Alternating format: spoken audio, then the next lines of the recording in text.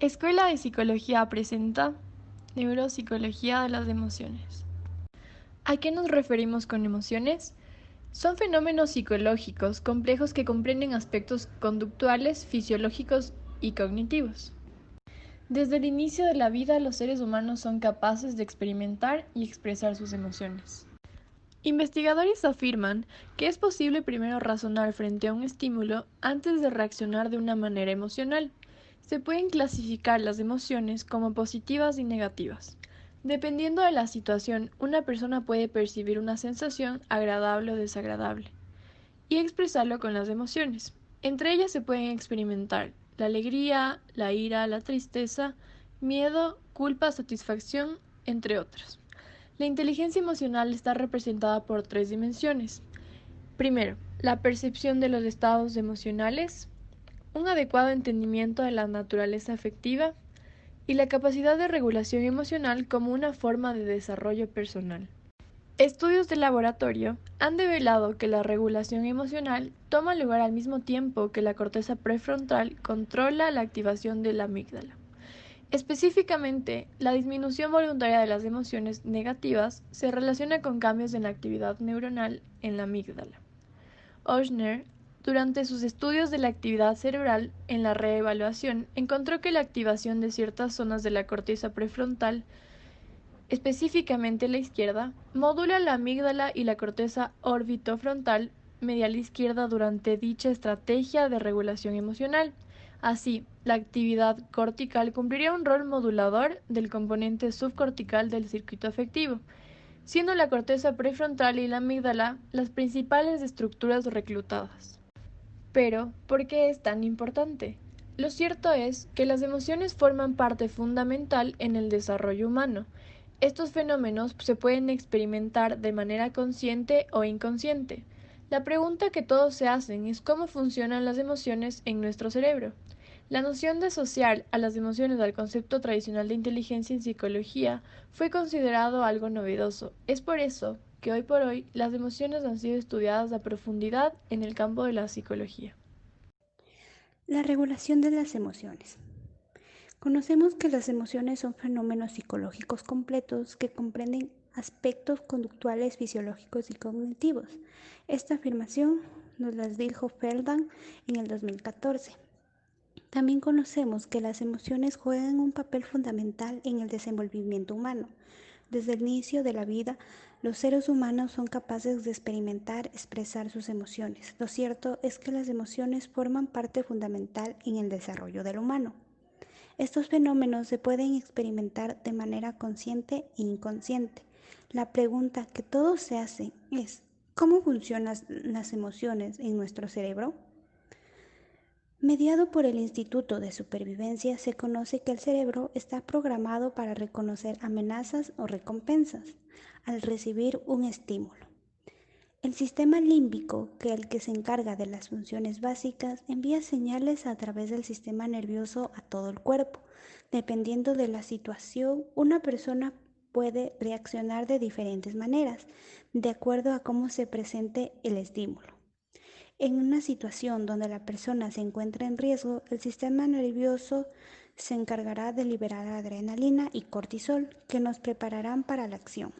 Cuando la persona experimenta algo gráficamente del ambiente, el sistema nervioso libera dopamina, oxitocina o serotonina.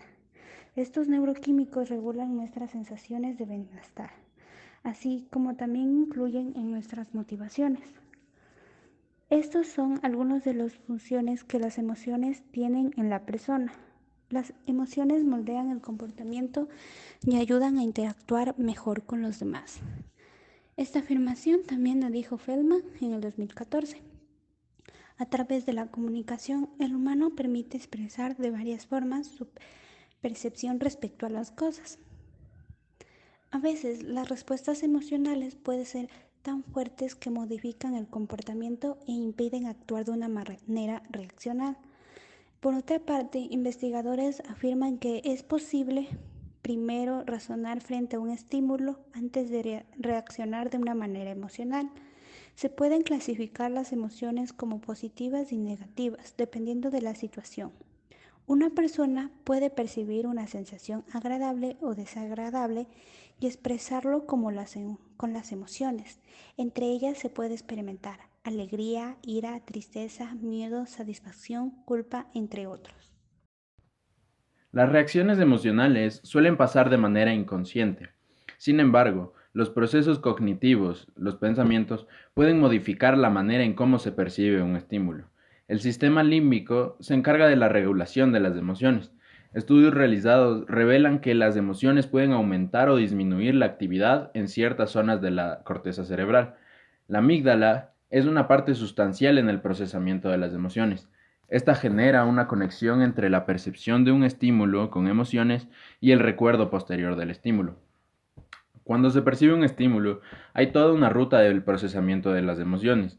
Si bien no existe una línea definida de las reacciones emocionales, se pueden reconocer dos vías, una corta y una larga. La vía corta se encarga de la ejecución rápida de una respuesta. Lo conforman el tálamo, la amígdala, núcleos del tallo cerebral, el hipotálamo. La vía larga se encarga de una respuesta compleja, con un análisis y reflexión de los estímulos. Está relacionada con los sentimientos que se generan a partir de un estímulo. Primero se evalúa la emoción, se procesa y después se envía la información a la amígdala. Por ejemplo, en una situación, una persona se encuentra con un oso en un bosque. La persona podría tener diferentes reacciones y las dos vías de las emociones donde se procesa la información en el cerebro trabajan de manera diferente. La vía corta se trata de la información que llega al tálamo y del tálamo pasa a la amígdala. La amígdala responde esta información aferente de acuerdo a cada uno de sus núcleos y la información pasa al hipotálamo. En este caso, la amígdala procesa la información y provoca una reacción de temor frente al oso. El hipotálamo es el encargado de hacer las respuestas emocionales con la liberación de hormonas. Se liberan en este caso glucocorticoides, que son estresores que preparan para la acción.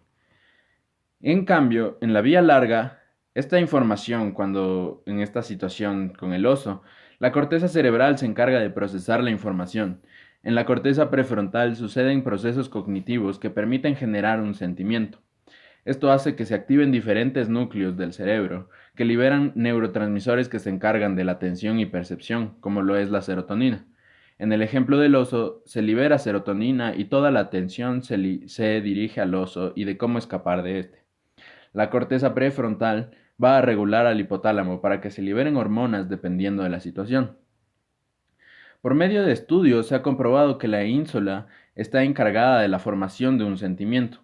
La ínsula recibe información aferente de la corteza prefrontal, los núcleos del hipotálamo y la amígdala. Esta información la hace consciente, la emoción y se genera un sentido y de un sentimiento respecto a ello. Sin embargo, las emociones y sentimientos siguen presentando incógnitas para la ciencia hoy en día. Como se diría, se pueden clasificar las emociones en primarias y secundarias. Las primarias se pueden clasificar como sorpresa, el asco, el miedo, la alegría, la tristeza y la ira. Y estas surgen en los primeros momentos de vida y tienen características distintivas. Se las puede reconocer por la conducta, las expresiones. Y las secundarias, que serían la envidia, el orgullo, la vergüenza o la culpa, son emociones sociales que aparecen después de los 2 años de edad junto con la identidad de la persona.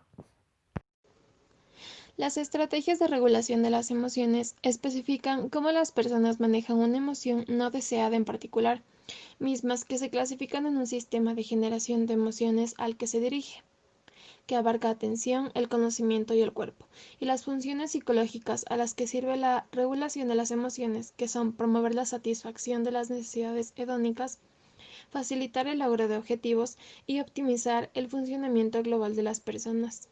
Sin embargo, no está claro si estas estrategias representan estilos cognitivos distintos asociados con la psicopatología, de modo que hay individuos que son predominantemente supresores o reevaluadores. Utilizando el análisis de conglomerados, examinamos si las mujeres con y sin exposición a eventos potencialmente traumáticos evidencian distintos patrones de frecuencia, capacidad, supresión y reevaluación cognitiva de la regulación de las emociones. Las personas que informaron que regularon con poca frecuencia y de manera ineficaz sus emociones también informaron mayor depresión, ansiedad y trastornos de estrés postraumáticos. A diferencia de los individuos que informaron que el uso frecuente y eficaz de la reevaluación y niveles bajos de supresión, que informaron los niveles más bajos de estos síntomas, lo que sugiere que esta combinación específica de regulación de las emociones puede ser más adaptativa. ¿Y esas estrategias se orientan a algo en específico? Tenemos 3 partes. La necesidad, que significa regular las respuestas emocionales para promover la satisfacción de las necesidades hedónicas, minimizando la emoción negativa sobre la necesidad de maximizar la emoción positiva. En el nivel de la atención se ve una evitación de información amenazante o distracción con información positiva.